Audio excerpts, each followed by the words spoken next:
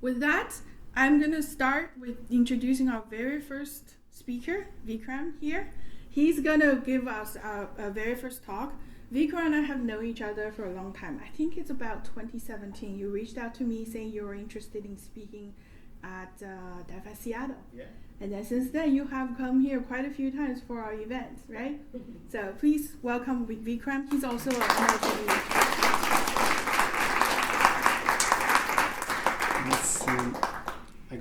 Somebody reminded me to put a timer, so let me just put a timer. All right. How's everybody doing? Good morning. Good morning. All right. There we go. All right.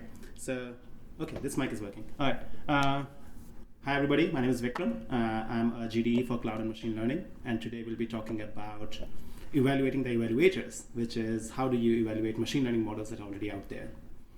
But before we go there, what is this? Bananas. All right. What is this? Green bananas. What is it? Plantains. What is this? Rotten bananas. Anybody else? Not bananas. Okay. All right. Just keep that in mind. To me, all of them are bananas. It's all bananas. Okay. So before we go any further, in traditional machine learning, before machine learning came in, there used to be traditional programming. And machine learning as a system, which we call AI, artificial intelligence, has been around for a long time. In older times, what you had to do if you were to build an AI system, you would hand code all the rules.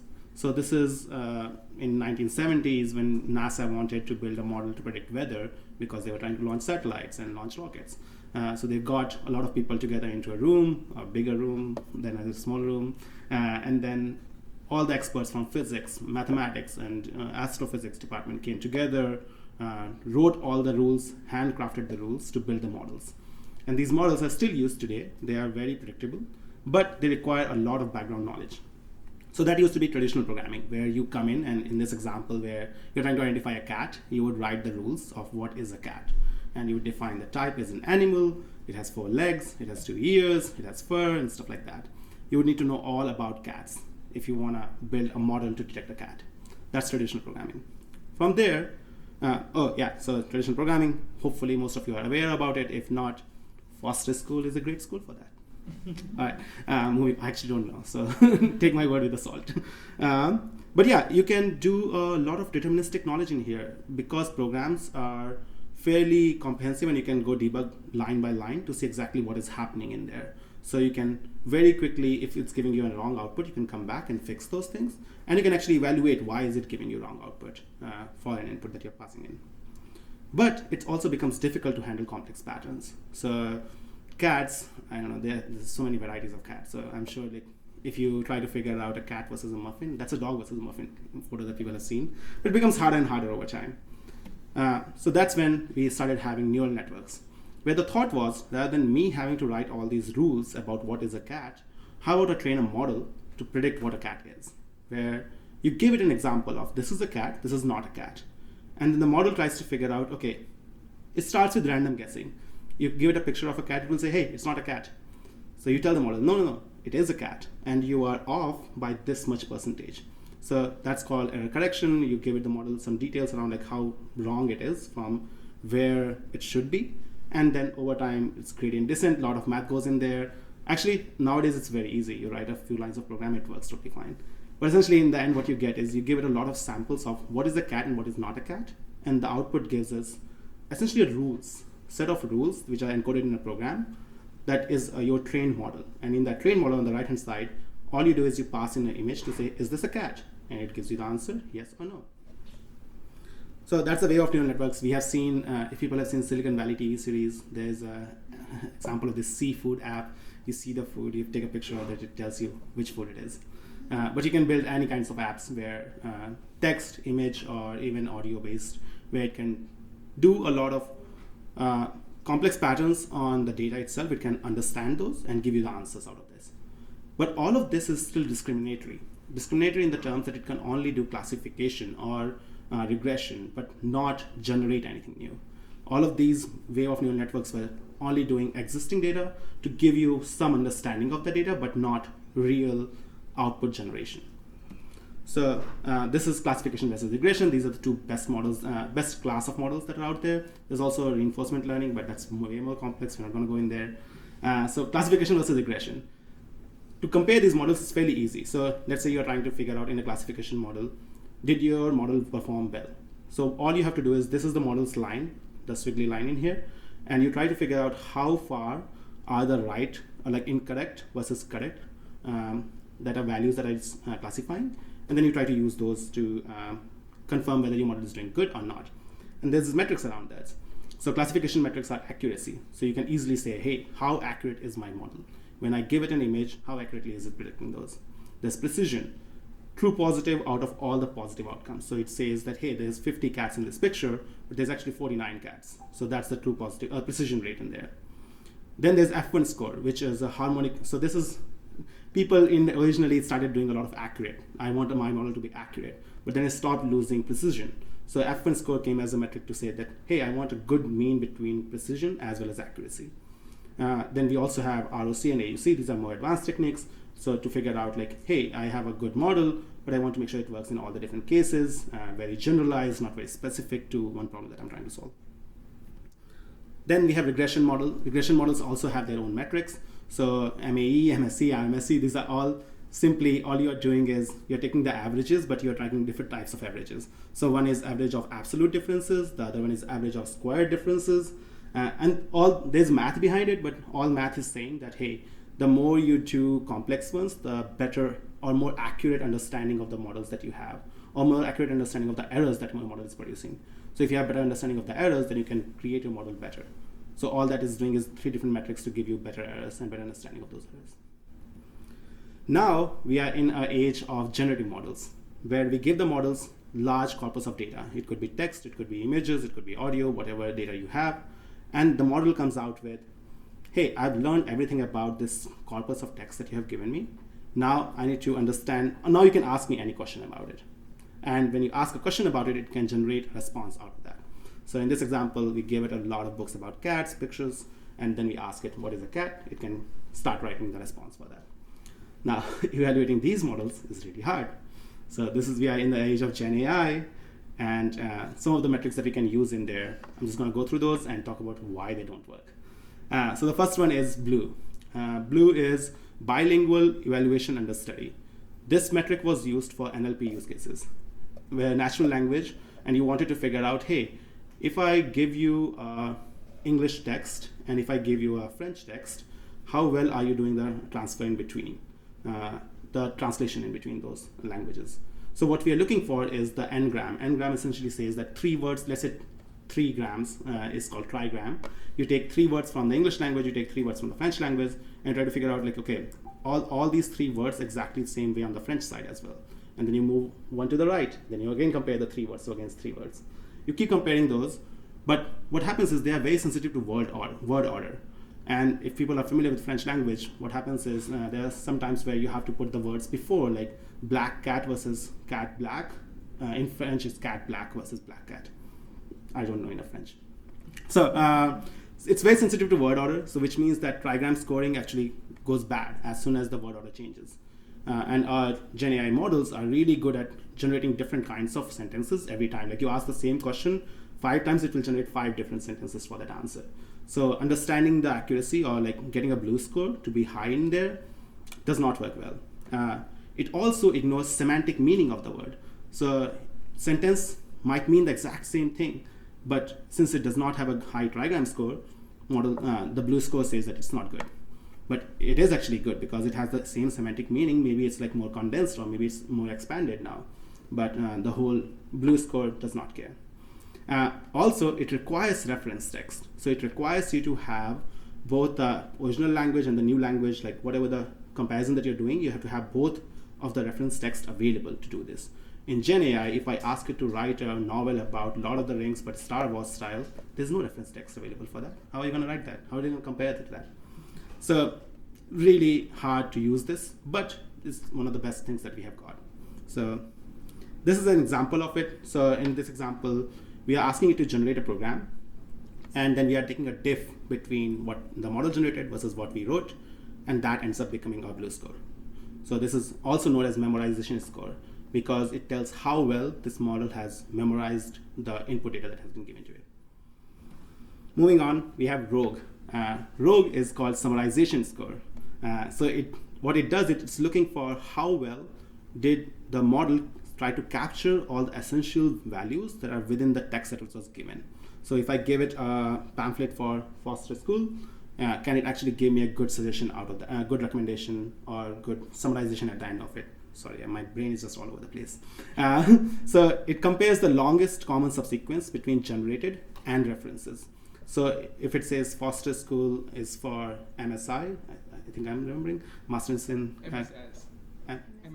MSIS. If it keeps that phrase on both of the original text versus the summarization, it gets good score because it got the actual essence of the meaning between both of those. Versus if it lost it, if it did what I just did, MSI, which means that it lost some meaning in there, so then the summarization score goes lower. So similar to Blue, where it does the comparison between both similarly trigram scoring, but it's focused more on summarization. So it doesn't care exactly about the trigram score, but it focuses more on, is it essentially capturing all the entities, all the relevant values that are in the draft versus in the input versus the draft that it generated. But it misses the creativity aspect. So if you ask it to do the same question again, if you do Lord of the Rings but in Star Wars universe, it misses all that meaning in there. It cannot do anything about the creativity, so because there's no reference text available. Very similar to Blue, but built for summarization. So just to thing to note and remember this is like all of these things that we're talking about, all these different metrics, they are metrics for natural language processing. They are being retrofitted to be used for GenAI tasks. We don't have really good metrics right now on GenAI tasks. Moving on to the next one. So an example here, I added examples for every one of those. An example here is quick brown fox jumps over the lazy dog versus jumps on the dog. So you see very quickly it does comparison between those and precision drops because it is doing over versus on. So it understands the meaning of the text. But it also, like if you do other way around of this, where it does not change a lot of things in the text, it will get lower score. So it's not as reliable. So moving on to Meteor. Meteor was a metric that was used for translation accuracy. So evaluation of translation with explicit ordering. So they really care about ordering of the text. So remember the first part where in the Blue, the cat, black versus black cat, this takes care of that. But the way it takes care of that is like it has a data set that it uses, which is a data set of synonyms and paraphrasing that a lot of people have contributed to over time. So there's a data set out there. It's like in here, we are using WordNet, but you essentially take going versus go. Those are stemming. So go and going are similar-ish words. So it has those kind of information in this data set. Similarly, synonyms are there. Similarly, paraphrasing are there. So it uses all of that information when it's doing the evaluation to confirm that, hey, the thing that this model generated, it is very similar to what I was expecting it to generate. Because if I'm expecting it to generate Seattle is cold today and it says Seattle is frosty today, similar thing. Not really, but you get it. So it goes world level analysis only. So it misses now everything related to the whole sentence. And as you have bigger and bigger sentence chunks, if you have a complete book or if you have a large paper or a large pamphlet in there, misses details on those.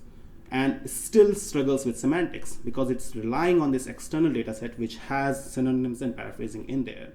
So if you ask a model to do, let's say with the same example, Lord of the Rings in Star Wars, I'm going some other direction, in Star Wars universe, but in French, it has no idea. Let's say you still build like a data set of Star Wars and Lord of the Rings, but in French, it does not know anything about it. So it fails there. So grammatically correct, the thing that it fails often on is you could give it grammatically correct sentences, but devoid of any meaning. There's no meaning behind it. I don't know if people have seen this, but like sometimes you would ask one of these LLM models out there, it will give you very convincing sounding answer, but it doesn't mean anything. You read it 3 times, like, what am I reading? It doesn't make any sense in this whole thing. So that's where the Meteor comes in. So this is the Hugging Face example. I'm going to share the slides at the end. All of these have a reference link to it, so you can go and read more about it and play around in a playground. So this is a picture of a playground where it generates essentially a Meteor score of the same thing. We have quick brown fox jumps over the log, and jumps over the dog in this on the right side. Didn't capture the photo in there, and it gives the meteor score out of that text in there. This is the best metric that we have out there. It's called perplexity. Perplexity says that, hey, if I am giving you a current set of sentence, like it is cold in, and I space in there, what is the next word that should be predicted?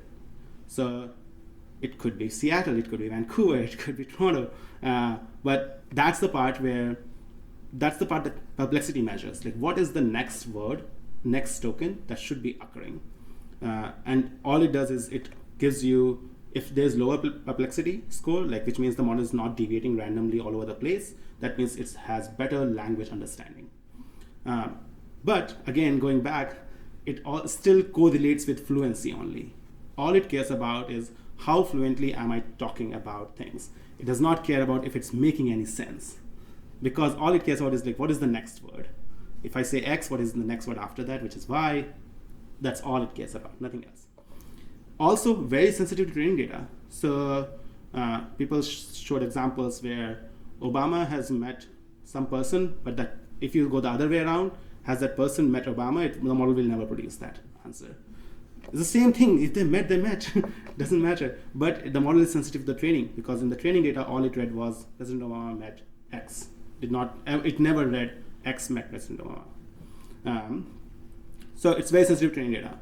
Plus, it has no measure of creativity, because, of course, creativity requires you to be shuffling words around and trying out different variations, things that you have never seen. That's what creativity is. So it loses on creativity. But generally, this is one of the best metrics that we have out there to figure out, does it work? This, though, now going back, if there's a fluent parrot repeating gibberish works, it will score high in this metric. So even if it doesn't mean anything, it will still go high score. So still not great, but close by. So this is an example of it working in real time. You take last n words and you try to figure out what would the next word predicted based upon the last n words that I'm taking. Okay, so what are we still missing even after all of these different metrics? Things that we're missing is coherence. We have some coherence metric from the perplexity, but all it cares about is so far does a sentence make sense, not the overall paragraph makes sense. And as soon as you start adding more and more, saying like look back window, so this is a look back window in here, it's like 5 characters, 5 words. As soon as you start adding larger look back window, the model and the evaluation becomes slower and slower, the model becomes harder and harder to predict, even the whole sentence might change the meaning, so it's become harder and harder to evaluate. Over understandability, not there. Second one, relevancy. How well does the text aligns with the given prompt? That's not there at all. Like if I ask it to write a Python program for generating a distance between Earth to Moon, this is my favorite example, it will generate some answer, but I have no way of understanding whether it did the exact task that was asked in the prompt or not. This example is fairly easy because I asked it to write a program and it did write a program. But oftentimes the program will be one simple, it will say distance from Earth to Moon and return exact value. No program written, it just returns the exact constant value. So that is like kind of useless. Like I want actual program to calculate the distance. So that relevance is lost. There's no way to capture that right now. Factuality is also missing. So same example, distance from Earth to Moon, there's different factuality measures in there. Like somebody like me, I don't really care about the millimeter distance. But if you're at NASA and you're asking your model this question, you really care about exact degree, exact angle, and what is the exact distance to the moon? Because you're landing rockets, I'm not landing rockets. Very different factuality scores in there. So that metric is still missing. We don't have a good way to capture that information from the models. And that's why there's external things out there where it says grounding. So you ask the model something, it takes the result, but searches it onto an external platform or external data source to confirm that the outputs that it has generated are good. So we have a kind of patch solution, but nothing in the model itself. And the last part, informativeness. Is it actually generating anything useful information? Is the information conveying any meaning? And we don't have a way to understand that either. So if any of you who are students or in professional settings, if you can figure out any one of these, you can call it whatever you want. Rather than Meteor, it could be your name. So that's the questions out there right now. So what about benchmarks? Every time somebody releases a new model, they talk about, hey, our model is performing really well on benchmarks. Benchmarks are great. They are good for generally what is out there based upon some example tasks. But now those might not translate for your own task. If you're a student, you have very different needs than what LLM model out there is doing for, let's say, scientific community or for doctors. You don't care about those. So benchmarks are useful, but they don't always translate back to your use case. Plus, if you have a benchmark that you're using, if you put it out there for other models to test, pretty soon that benchmark data is going to get included in the models, because these models, model providers are taking data all over the internet, all over, wherever they can get more data their hands on. So they're taking all of their data, and the model benchmarks will already be in the model, so it will perform really well on the model. So it doesn't help at all. So what do we have? The best thing that is out there right now. It's called LLM Arena. LLM Arena is this. Let's go take a look. So it's this place where you can take a look at what are the best performing models out there right now. So you can see right now, this is a leaderboard. Gemini just released this 2 days ago, and that's the highest performing model right now. They are sharing this rank right now with ChatGPT 4.0. And how does this work though? Like, how are you ranking? I just told you all about how these models don't work, or we don't have a good way to measure the metrics. But there's a scoreboard, there's a leaderboard. How does this work? So what you do is you go to this place, Chatbot Arena. The way it works is you have two different models, Model A, Model B, and you ask them a question. So my question is, write a program to calculate the distance. Oh my goodness. I can never type when people are looking. Close your eyes. Earth and Moon. All right. And then we ask it to generate. So now it's taking my input and passing it to two random models. I don't know what those models are. It's going to generate responses for those. Oh, wow. It's been here for the whole time. Okay. It's generating the responses from two different models. I don't know what those models are. But now what I have to do is I have to confirm which one do I like. So I'll take the public opinion here. So there's two options. There's one on the left, one on the right. Oh my goodness. Still going. You asked a complex question. I asked a complex question. Sometimes I get a model which just tells me that, hey, this is this distance. Don't care about anything else. Okay, so both models got the same prompt. The left one generated a Python program where it gave me an average distance, but then people know perigee versus apogee. Yeah. Moon is close, moon is farther away because it's in elliptical orbit. So it tries to figure out that, does a lot of calculation. It's using floating point numbers in here, gives me the answer. Thank you for using moon and distance calculator. All right. And then it gives me assignment 101. This is programming assignment. It's like, wow, it gave me the second version. It gave me two different versions of the answer. And then gave me what are the different things that it's handling. Okay, let's go to the second one. It went with theory. So it's like, first you need to know. This is classical. How to calculate. What are the distances? So it's going with perigee, apogee, gives me all the distance, gives me the average distance. So first of all, it goes like, here's the distance. You don't need to worry about this. You don't need to write a model, write a function. If you are trying to calculate average, this is how you calculate the average. If you want to use the eccentricity in there, there's more terms that I have no idea about because I'm not going to Moon right now. There's more Python implementation in here. Fairly simple, but it goes with explaining everything. All the things that is explained up top here, it's giving me Python implementation of all of those. And then what else? It's giving more details about important considerations. So, audience vote. How many people say A is good? A on the left. Good? This is not a classroom. You're not going to get graded on this. A is good? Okay, how many people B is good? Wow, people like B here. Okay, I was going to write a program. To me, B is useless. It's like, it's not giving me anything. Left one gave me the whole program. I'm going to copy paste this. I'm going to commit. I'm going to go home. Nothing else to do. But this is the thing. This is what LLM Arena does. All it's doing is it's asking if A is better or B is better. Now, if I say B is better, what it's going to do is it's going to give that model, which is right now in Gemini, the new Gemini model, versus on the left side, it's a Cloud Sonnet model. So it will tell you which model did better. And now that model gets +1. And over time, essentially comes back here is which model is doing the best. So we still don't have best metric. Best metrics are all of you. You go in, you type your questions, you get the answers, and you tell which model is doing better. That's it. So that's the best thing that is out there right now. But you can't, if you build your own model for your work. Okay, first of all, there's challenges in here. There's still ground truth missing. So tomorrow, if I want to poison the data and I somehow know that the model B is Gemini, and I'm going to go in there and ask for, what was that thing that was causing issues? Glue on pizza. And I ask that, and I always tell it that, hey, this is correct, this is correct, this is correct. The model understands something incorrect. Model providers will take this data and try to fine tune the model based upon user preference. So if user preference says that, hey, every time I ask the question for distance between Earth to Moon, always give me a Python program, don't give me explanation, then they're going to take this data and train the model next time in next iteration to always generate the Python output rather than giving you the whole speech about like what are the distances, what are the different details. That's essentially like, if you are not one of the people who is going out there, your voice is getting lost in there because you're not representative set in there. So that's ground truth is really hard to compute. So somebody has to, on Google's side and all the other companies' side, to look at all these differences, all these outputs, to confirm like, hey, this is good, this is incorrect. They have to do all this labeling on their side as well, even after you have given your input. Then second part of this is UX of the models also matter. So right now, like I asked this question in a text format. Tomorrow, if I'm trying to capture like a distance between this building to that building, I can take a picture right now.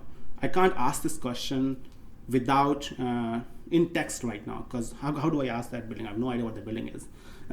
So that UX of the model, where I can use an image and I have the phone app on my phone, very important, because that determines what kind of different possibilities are out there, and all these UX of models cause issues. There are also things where like if you ask please, please, please, it will give you the answer. And if it still doesn't, if you say that, hey, my grandma used to tell me a story about X, it will give you the answer. There's a lot of jailbreaks around this. All of these are different UX of the models. Like, how do you know to go past this model to get into the nitty-gritty and get the answers out? So I tell people, look at the errors. When it tells you it can't generate something, try to bypass that in some other way, and that's the adversarial part of in here. Subtle changes in your request might give you totally different answers. So if I say Earth to Moon versus if I flip the question, Moon to Earth, how many people think that it will give me a different answer? Quick try. Let's try. You can do it in a separate tab so that we can compare later. Yeah. Let's do this. Copy that, duplicate. How many people think it will be a different answer? How many people think it will be the same answer? Different answer. Same answer? Wow, one person. All right, here's the question. Distance between Moon and Earth. All right, let's go. Oh my goodness, I don't like this. How do I stop this?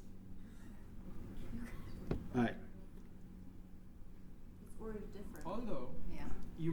you do not know whether the models are the same. So that's the problem. I don't know which models are these now. So this could be like two very different models that I have no idea about. Like it could be, I put a model in there randomly. Are and the models randomly picked? Yeah, models are randomly picked. So you have no idea about which model is generating these. So there's like, you see this page which has hundreds of models in here. It could be any one of these models right now that's generating. So output looks similar-ish, but they're still generating. When they're generating, they don't let me scroll at all. I'm like, I want to scroll up. I want to see what you are doing. Okay, here we go. Simple models, this is what I used to get earlier. So I think this is an older Gemini model. Simplified model where it gives me less accurate answer. So this is what it used to do. Distance between Moon and Earth, this is the value, go home, nothing to do. And then otherwise it will give me more astronomical libraries. It will give me the time, based upon the time of the day, it will tell you exactly how much, what is the distance, and it will use my timestamp in here to calculate as well. I think this is a Gemini model on the left. And then on the right side, it's actually using an AstroPy library to do the whole thing, to get my coordinates as well. So it's giving me my geolocation and using that to figure out. Okay, which one is good? Left or right? Quickly, once more. Right. Right one's GPT. Wow, okay, so B is better again. Oh, no. So the B is Minstrel. I know the left one is Gemini. So left one is Gemini, the right one is Minstrel now.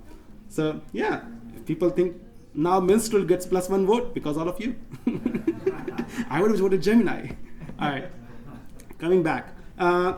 So all of those things are still lost, and like just changing the question changes the answer as well. We didn't get the same models, but you can try it with the same model multiple times, and you will see the different answers come in.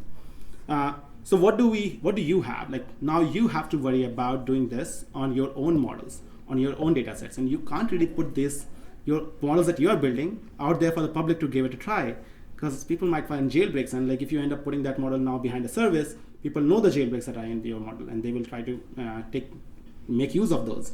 So the best thing that we have for homegrown solutions are spreadsheets.